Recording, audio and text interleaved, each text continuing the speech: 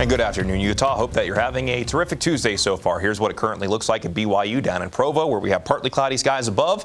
And it's already getting a little bit toasty down in our valleys along the Wasatch Front. We're currently sitting at 89 in Salt Lake, lagging behind a little bit in Provo, but still in the 80s, while Park City and Logan still sitting in the 70s, while Moab and St. George upper 80s and low 90s. So really not too much of a difference between Salt Lake and St. George. The big difference comes in our sky cover, where in northern Utah we have those partly cloudy skies, while down in southern Utah we're already tracking a few showers and thunderstorms, most of which are favoring the high terrain at this point. But we have been seeing spotty showers move throughout southwestern Utah at this point, and we even have a thunderstorm that's just to the south of Loa that has developed in the western portion of Wayne County. We're also seeing a few showers and thunderstorms trying to get close to Castle Country as well. So there is a little bit of monsoonal moisture that is finding its way north of the I-70 corridor. But if we're going to see wet weather in northern Utah, it looks like it's going to be from Salt Lake County southward, again, mainly favoring the high terrain. If I was going to put a potential on the Wasatch Front in Salt Lake and Utah counties, seeing anything in our valleys, maybe about a 10% chance.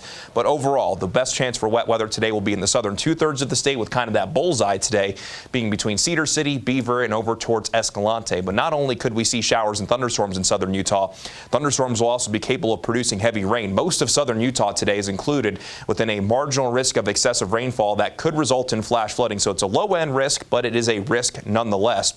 And because we have that risk, flash flooding today is more of a probability rather than possibility across all of the Mighty Five and most of our southern Utah recreation areas outside of the recreation areas down in southeastern Utah. Today's one of those days you want to avoid any backcountry hikes, especially ones that involve slot canyons, dry washes, and also burn scars. I say it all the time, but it's always better to be safe than sorry. And unfortunately, it looks like the flash flooding risk will remain probable not only for tomorrow, but for most of this week. Now, outside of any wet weather today, you can expect mostly sunny to partly cloudy skies in northern Utah with daytime highs in the 80s and 90s. That's roughly 5 degrees above where we should be for this time of year. Down in southern Utah, we'll also see 80s and 90s. That's more seasonal, and outside of any wet weather, you can expect partly to mostly cloudy skies.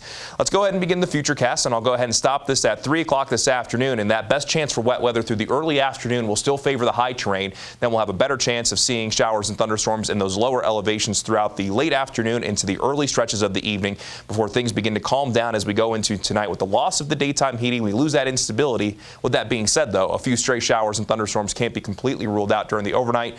And then for our Wednesday, we basically do it all over again before we see more significant changes coming our way by the end of the week, with a bigger surge of monsoon moisture that is set to arrive by the end of this work week into this upcoming weekend. Not only will we be looking at a better chance for wet weather, but also likely some cooler temperatures as well, and maybe even well below our seasonal averages at that. Here's how it looks on the 7-day forecast, where in St. George we'll have the chance for isolated showers and thunderstorms over the next several days through Thursday.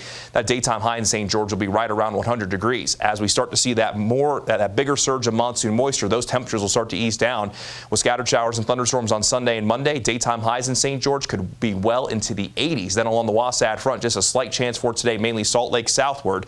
Then we have mostly dry skies for our Wednesday, a slight chance again on Thursday with daytime highs in the upper 90s. Then it's isolated showers and thunderstorms Friday, Saturday, Sunday, and Monday with daytime highs dialing back from the 90s, eventually back into the 80s.